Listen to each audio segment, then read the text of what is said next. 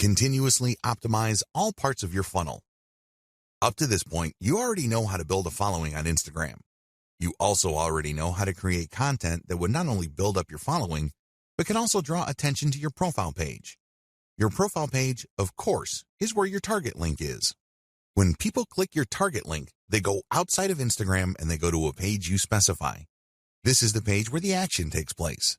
This page can be a consumer guide which qualifies your traffic. People can then click through to a page that's deeper inside your website. Ultimately, they can click on a link to go to the squeeze page for your mailing list. This is the page that recruits people to join your mailing list. You can also promote a sales page using these internal pages. There are just so many ways you can go with this. But regardless of how you plan to convert free or paid traffic on Instagram into paying customers, you need to optimize all parts of this funnel. The funnel starts with your content on Instagram. It gets narrower when people click through to your profile page. From there, it goes to a page on your website. From there, it can either go to an internal page or to a sales page or a squeeze page. Whatever the case may be, you need a very broad top for your funnel, and each smaller part of your funnel needs to be as broad as possible. Why?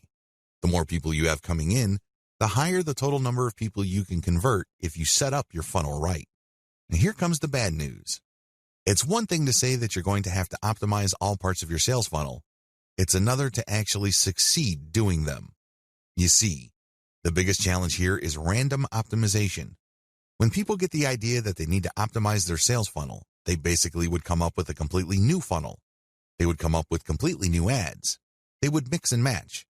And sometimes they succeed, but most of the time, they don't really come up with much of an improvement.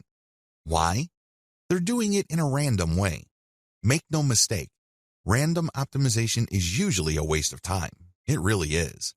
Even on the off chance that you were able to make certain random changes and all of a sudden your funnel converts at a higher rate, you're still in the dark. Why? You don't know which part of your funnel accounts for the improvement. And even if you are able to see which parts account for the difference, you don't know which segment of that part improved your results. Do you see how this works? Do you see why this is so confusing and so frustrating? Use elemental optimization. Thankfully, there is a better way to do optimization. You can use elemental optimization. Instead of just taking random guesses as to what would turbocharge the results of your sales funnel, you break up each part of the sales funnel process into elements and you make changes on an element-to-element basis. This way, you will only move on to the next element once you have improved the results of the previous element to a certain degree. Once you're happy with those improvements, then you move on to the next element, and then the next element after that. Please understand that the sales funnel is made up of many different parts. Each of these have different elements, but they can all be broken down into some common elements. The sales funnel, of course, involves the photos that you use on Instagram, your profile page, your consumer article or landing page article, and then your internal pages.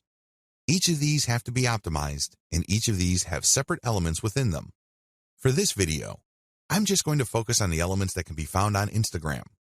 You can use the same element-by-element analysis to optimize your squeeze page, your consumer guide page, and other elements on your own website. But as far as this training is concerned, we're just going to focus on the elements found on Instagram. Key elements to keep in mind. When optimizing, here are the elements that you should focus on. Profile URL. This is the profile page that you have on Instagram. You can change the picture, you can change the description, but just make sure that when you make changes, you go element by element. This means you can swap out pictures until you get a nice improvement. Once the improvement is sustainable, you then change the text. See if it improves your click-through rate. Once you are able to do that, then you can change the landing page URL. Photos and videos. This should be obvious. These are the photos and videos that you post. Pay attention to engagement levels. Pay attention to click-through. If you notice that certain photos tend to get a lot more clicks, then post more of those photos. Keep posting similar photos until you can reach a sustainable high level of click-throughs. Hashtags. Keep switching around hashtags to see if there is any marked improvement in your click-through and your conversions. After you've reversed engineered your competitors, you should have a starting point. But don't end there. Keep playing around with the hashtags, customize the hashtags, and research related hashtags to see if you can get better results. Description. This is the text that you post along with your photos or videos. Post the same picture but play around with different descriptions. See if these different calls to action lead to greater click-throughs and eventually greater conversions.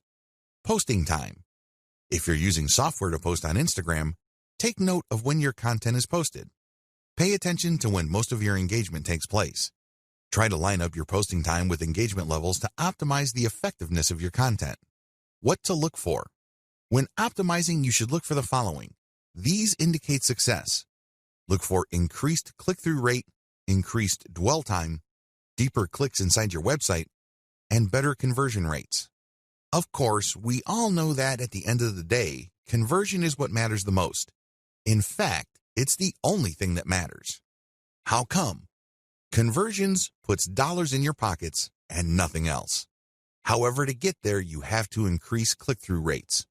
You also have to see if the page that you are presenting to people you draw from Instagram holds their attention for a longer time. You can keep optimizing that page to maximize dwell time. Also, pay attention to your initial content on your own website to see if you can optimize it so you can get deeper clicks.